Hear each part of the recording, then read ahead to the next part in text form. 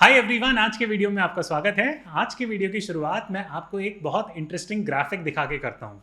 तो यहाँ पे आप नज़र दौड़ाएंगे तो आपको पता चलेगा कि इस ग्राफिक में आप देख सकते हैं कि काफ़ी सारी सैलरीज लिखी गई हैं और काफ़ी सारे बिजनेस फंक्शंस लिखे हुए हैं।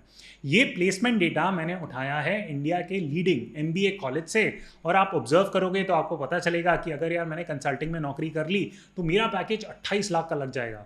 अगर मैंने प्रोडक्ट मैनेजमेंट में कर ली तो 25 लाख का लग जाएगा। अगर मैंने बैंक में कर ली तो 25-26 लाख का लग जाएगा। आप बहुत खुश हो जाओगे क्योंकि 25 lakh divided by 12 equal to रफली 2 लाख रुपए। ये आप सोचोगे कि मुझे महीने की तनख्वाह मिल रही है तो आप बहुत खुश हो जाओगे, एक दूसरे को बधाइयां दोगे, अपने फैमिली व्हाट्सएप ग्रुप पे सुबह शाम मैसेज करोगे कि मेरी इतनी तनख्वाह लग गई, ये वो। एंड फिर आपको पता क्या चलेगा कि जब आपकी सैलरी आती है तो वो 2 लाख रुपए महीना नहीं आती, वो करीब करीब 1.25 लाख रुपए महीना आती है। तो ये 75,000 रुपए महीने के गए कहां, यही हम डिस्कस करेंगे इस वीडियो पे। 3 मुख्य बातें।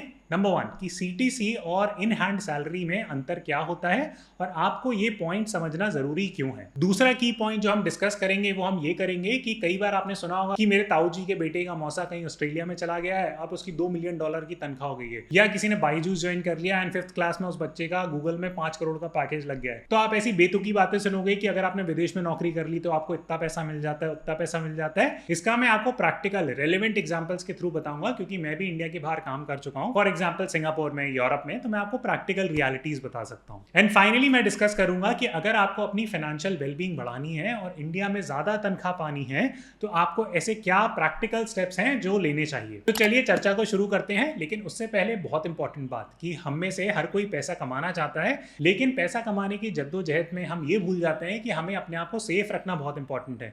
तो इसलिए अगर आपने हेल्थ इंश्योरेंस या लाइफ इंश्योरेंस नहीं खरीदा है तो कृपया डिट्टो को चेक करें, वो काफी अच्छा एक प्लेटफॉर्म है इंश्योरेंस खरीदने के लिए। आप एब्सोल्युटली फ्री ऑफ कॉस्ट एक इंश्योरेंस एक्सपर्ट से बात कर सकते हैं।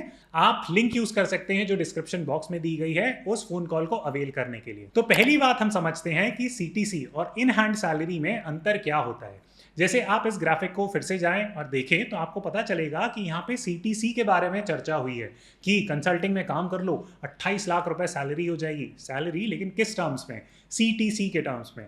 तो अब सवाल ये आता है कि CTC का मतलब क्या होता है। CTC का फुल फॉर्म होता है कॉस्ट टू कंपनी। अब इसके कॉन्स्टिट्यूएंट्स क्या होते हैं, इसमें क्या क्या चीजें इंक्लूडेड एक्सक्लूडेड होती हैं। तो कॉस्ट टू कंपनी समझने का सबसे आसान तरीका ये है कि अगर मान लीजिए मैंने कोई नई नौकरी ज्वाइन करी है तो वो कंपनी मेरे ऊपर 1 साल में कितना खर्चा करने वाली है, उन सारे खर्चे को जोड़ के जो नंबर निकल के आता है उसको हम बोलते हैं CTC। फॉर एग्जाम्पल, जब मैंने अपनी कंसल्टिंग की नौकरी स्टार्ट करी थी तो मेरी कंपनी ने मुझे टर्की भेजा ट्रेनिंग के लिए। उनने खाना वाना, एयर फ्लाइट्स, दुनिया भर की खर्चे भी उठाए। तो अगर एक कंपनी इन सब कॉस्ट को भी इंक्लूड कर दे और बोल दे कि ये आपका 28 लाख का पैकेज है तो वो निकल के आता है CTC। तो कई बार आपने सुना होगा कि कंपनी आपको फूड कूपन्स देती हैं या आपकी ट्रेनिंग कराती हैं या आपको वो किसी तरीके के रीएम्बर्समेंट ऑप्शंस देती हैं। तो ये सारी चीजों को अगर आप लंप कर दो तो आपका CTC का एक फिगर निकल के आता है। मैं अब इसमें माइन्यूट डिटेल्स में नहीं जा रहा हूं क्योंकि वो नौकरी टू नौकरी डिफर करता है, लेकिन एक मोटी मोटी मैथ अगर आपको बिठानी है तो आप ये मान के चलिए कि अगर आपकी 25 लाख रुपए CTC कोट करी जा रही है तो आप आराम से 20% उसमें से हटा दें, वो आपकी ग्रोस सैलरी आएगी, नेट नहीं, ग्रोस सैलरी। और ग्रोस सैलरी में से भी अगर आप टैक्स हटा दो तो आपकी इन हैंड सैलरी आएगी। तो एक एग्जांपल के थ्रू इस चीज को समझते हैं। तो मान लीजिए अगर आपकी 25 लाख रुपए CTC है तो आप इसमें से 20% हटा दो तो रफली आपकी 20 लाख रुपए ग्रोस सैलरी हो गई। अब इस पे आपको टैक्स देना पड़ेगा तो आप टैक्स का भी 25% के आसपास हटा दो तो आपकी नेट सैलरी कितनी बची? तो आपकी नेट सैलरी बची 15 लाख रुपए। अब 15 लाख को आप 12 से डिवाइड कर दो तो कितना पड़ा? 1.25 लाख रुपीस। तो आप देख सकते हो जो CTC कोट हुई थी और जो आपको इन हैंड सैलरी मिली उसमें भारी अंतर है। हाँ, अब आप आर्ग्यूमेंट ये बता सकते हो कि मुझे फैसिलिटीज मिल गई, मेरे PF का कॉन्ट्रीब्यूशन हो गया, बाकी सारी चीजें, तो वो मैं इग्नोर कर रहा हूं। लेकिन मैं आपको सिर्फ इस मोटे मोटे मैथ से ये समझाना चाह रहा हूं कि जो CTC एक कोटेड नंबर होता है और जो आपकी इन हैंड सैलरी होती है उसमें बहुत भारी अंतर होता है। तो अब सवाल ये आता है कि दुनिया फिर CTC के बारे में बात क्यों नहीं करती, दुनिया इन हैंड सैलरी के बारे में क्यों बात करती है और इन दो नंबर्स को कंफ्यूज क्यों कर देती है। तो इसमें आपको समझना ये होगा कि किसी के पास इंसेंटिव होता ही नहीं है कि वो CTC और इन हैंड सैलरी में डिफरेंस बताए। तो आप इस चीज को ऐसे सोचिए कि अगर आप भारत के बहुत अच्छे MBA कॉलेज से डिग्री लेके ग्रेजुएट करे और आपकी बहुत अच्छी नौकरी लगी, कंपनी ने आपसे बोला कि हम तुम्हें 25 लाख का CTC देंगे चाहिए। तो आपका पहला स्टेप क्या होगा, आप मम्मी पापा को कॉल करोगे, आप उनको बताओगे। फिर मम्मी पापा का स्टेप क्या होगा कि वो व्हाट्सएप ग्रुप में डाल देंगे। तो हो सकता है कि आपके कुछ रिलेटिव्स आपसे जल जाएं और कुछ रिलेटिव्स आपको बधाई भी दे दें। अगर ये चीज़ सही है तो लाइक बटन जरूर दबा दीजिएगा। तो अब मोटी मोटी बात ये होगी कि दुनिया भर में प्रचार हो गया कि भाई अक्षत की तो नौकरी लग गई है 25 लाख रुपए की। व्हाट्सएप सब जगह प्रचार हो चुका है। अब आपने 1-2 महीने नौकरी करी, आपकी इन हैंड सैलरी आ रही है 1.25। आपने दुनिया भर में ढीकरा पीट रखा है कि 2 लाख की तनख्वाह आती है, 2.5 लाख की तनख्वाह आती है, आ रही है 1.25। अब आप जाके किसी को वापस बताओगे कि मेरी तनख्वाह तो मुझे आधी मिल रही है? नहीं बताओगे। तो इसलिए आपके पास कोई इंसेंटिव नहीं होता इस चीज़ को करेक्ट करने का और सीटीसी और इन हैंड सैलरी में डिफरेंस बताने का। अब दूसरी पार्टी की तरफ चलते हैं। दूसरी पार्टी कौन होता है? एम्प्लॉयर्स, जो आपको नौकरी दे रहा है। अब उसने तो ढीकरा पीट दिया कि यार हमारे यहाँ पे तो नौकरी कर लो, 1-1 करोड़ का पैकेज है। 1 करोड़ का है लेकिन वो सीटीसी है। अगर आप इन हैंड देखोगे तो वो बहुत कम हो जाएगा। लेकिन कंपनी के पास कोई इंसेंटिव नहीं है कि वो आपको सही बात बताए।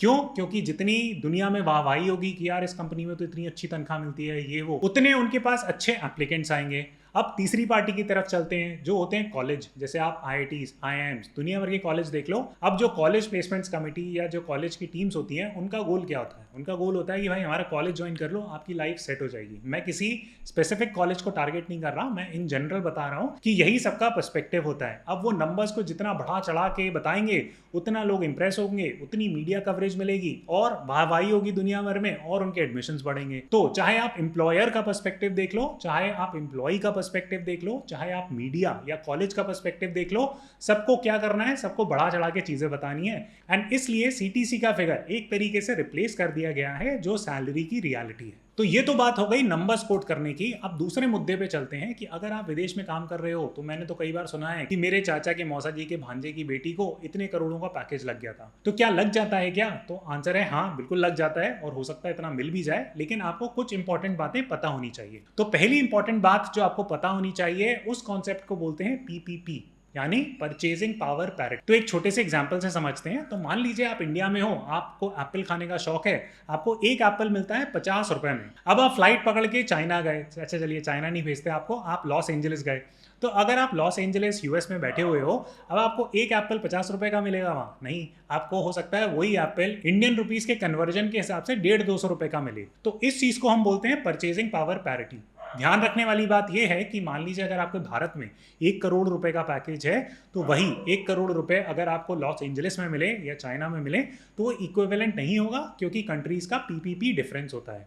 पीपीपी पे मैं अलग वीडियो बना दूंगा, क्योंकि इसके डाउन साइड और अपसाइड दोनों होते हैं, तो थोड़े समझने वाली बात होती है। लेकिन मैं उम्मीद करता हूं कि ये पहला पॉइंट आपको क्लियर हो गया होगा, क्योंकि कई बार आप अखबारों में पढ़ते हो कि यार 1 करोड़ का पैकेज लग गया आईआईटी से, ये वो लग गया, लेकिन किस कंट्री में लगा, किस लोकेशन सिटी में लगा, वो भी देखो, उसके हिसाब से पीपीपी कंपैरिजन करो, वो बहुत इंपॉर्टेंट हो जाता है। अब दूसरा मुद्दा आता है ट्रांसपेरेंसी का, कि इंडिया में कई बार खबरें है ना बहुत बड़ा चढ़ा के बता दी जाती हैं, होता नहीं है इतना। For example white hat junior में ऐड चला दिए गए थे कि 12 साल के चिंटू का अगर आप हमारा ट्यूशन लगवा दोगे तो वो नेक्स्ट सुंदर पिचाई बन जाएगा और उसकी भी सैलरी को बीट कर देंगे। तो नहीं, ऐसा कुछ नहीं होने वाला, ये सब फालतू के क्लेम्स होते हैं। अगर आपको एस्टिमेट चाहिए कि विदेश में कितनी तनख्वाह मिलती है, तो उसका बहुत आसान तरीका है। तो ग्लासडोर करके एक वेबसाइट होती है, वहां पे आप जाओ, वहां पे आप आराम से city wise information figure out कर सकते हो, एटलीस्ट जो टॉप कंपनीज होती हैं उनके बारे में। इससे रिलेटेड पॉइंट ये भी है कि विदेश में जो ट्रांसपेरेंसी ऑफ सैलरी है वो काफ़ी क्लियर होती है।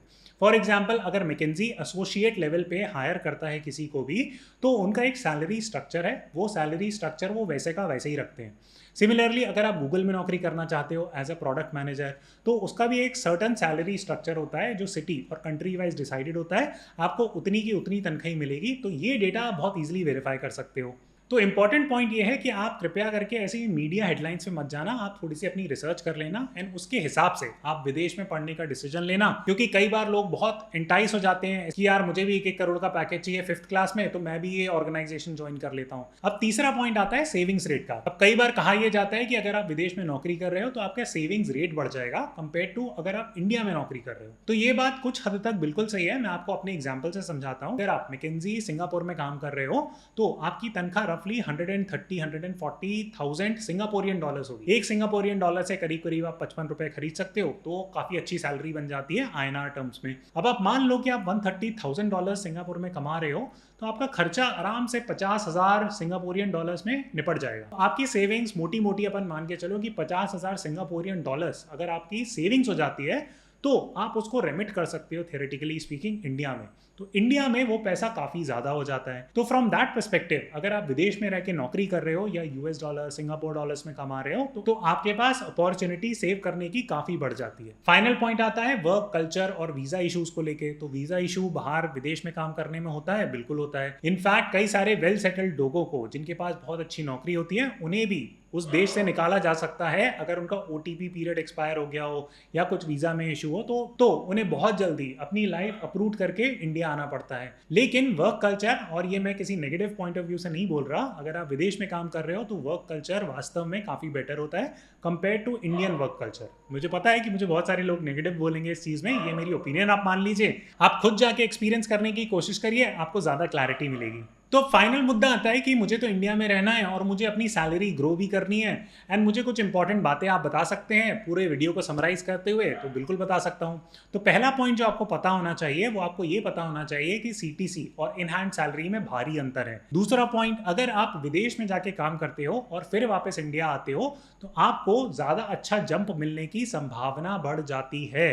अगेन मुझे बहुत सारे नेगेटिव कमेंट्स मिलेंगे लेकिन ये एक सच्चाई है जो मैं आपके साथ शेयर करना चाहता हूँ कि अगर आप एक बार विदेश हो आए और वहाँ पे आपने काम कर लिया तो आपको थोड़ा सा ज़्यादा प्रोमिनेंटली देखा जाता है इंडिया में। अब ऐसा होता क्यों है? क्योंकि आपके पास यूनिक एक्सपीरियंस आ गया है, आपके पास ऐसा एक्सपीरियंस आ गया है जो मेजॉरिटी ऑफ इंडियंस के पास नहीं होता। तो इसलिए अगर आपको कभी भी अपॉर्चुनिटी मिले इंडिया से बाहर नौकरी करने की, भले ही थोड़े दिन कर लीजिए क्योंकि आपकी सैलरी जंप होने की संभावना भारत में बढ़ जाती है। अब तीसरा पॉइंट आता है कि मुझे तो इंडिया में रहते हुए ही अपनी सैलरी जंप करवानी है, तो मैं क्या कर सकता हूँ? सबसे अच्छी चीज़ जो आप कर सकते हो कि पहली चीज़ कि आप अपनी स्किल सेट में इररिप्लेसेबल हो जाओ। अगर आप कोडर हो तो आप कोडिंग के बारे में इतनी अच्छी नॉलेज गेन कर लो कि आपकी कंपनी आपको रिप्लेस नहीं कर पाए। फिर एक बार अगर आप इररिप्लेसेबल हो गए, अपनी कंपनी के लिए बहुत वैल्यूएबल बन गए तो आपको नेगोशिएट करना सीखना पड़ेगा। आपको एचआर के पास जाके, भले ही आपको शर्म आए थोड़ी सी, आप जाके बोलें कि मेरी सैलरी बढ़ा दो, मेरी परफॉर्मेंस बहुत अच्छी रही है, मैंने ये वर्कशॉप्स भी एडिशनल कंडक्ट करी है, मैंने ये एडिशनल काम भी किया है। इससे रिलेटेड फाइनल बात कि अगर आपको सैलरी में जंप नहीं मिल रहा है अपनी कंपनी में रहते हुए तो कृपया करके आप स्विच करते रहें। अगर आप हर 2 या 3 साल में स्विच करेंगे तो स्टैटिस्टिक्स हमें बताते हैं कि आपकी सैलरी बढ़ने की संभावना ज्यादा हो जाएगी कंपेयर टू अगर आप एक ही संस्था के साथ जुड़े रहें। तो फाइनल क्वेश्चन आता है कि आपने तो इतने बड़े बड़े नंबर्स की बात करी, मुझे तो फियर ऑफ मिसिंग आउट या फोमो हो रहा है, तो मैं क्या करूं? तो मैं आपका थोड़ा सा बेस सेट कर देता हूं कि अगर आप अंडर ग्रेड के बाद नौकरी कर रहे हो, आपकी पहली नौकरी है, और अगर आपको 6 से 8 लाख रुपए के बीच में तनख्वाह मिल रही है तो इंडिया के स्टैंडर्ड्स के हिसाब से एक अच्छी तनख्वाह है। इससे रिलेटेड अगर आप मास्टर्स डिग्री आपने करी हुई है और आपकी पहली नौकरी लगी है एंड उसमें अगर आपको 14 से 16 लाख के बीच में तनख्वाह मिलती है तो वो भी एक बहुत अच्छी तनख्वाह है। अब हो सकता है आप इन नंबर से थोड़ा फार अपार्ट हो या हो सकता है आप इन नंबर से बहुत ज्यादा कमा रहे हो, तो उन दोनों सिनारियों में आप ये टिप्स और स्ट्रैटेजीज अप्लाई करें और इंपॉर्टेंट बात ये समझें कि आपकी सैलरी में जंप कभी भी आ सकता है। तो कृपया हताश ना हो अगर आपकी सैलरी कम है, आप विद इन 1 या 2 सालों में भी बहुत अच्छी सैलरी जंप पा सकते हैं। मैं उम्मीद करता हूं कि आपने इस वीडियो से कुछ सीखा होगा। अगर सीखा है तो प्लीज लाइक बटन दबा दीजिएगा और अपने दोस्तों के साथ शेयर भी कर दीजिएगा और अपने फैमिली व्हाट्सएप ग्रुप में तो डाल ही दीजिएगा। Thank you so much and मैं आपसे जल्द मिलता हूँ।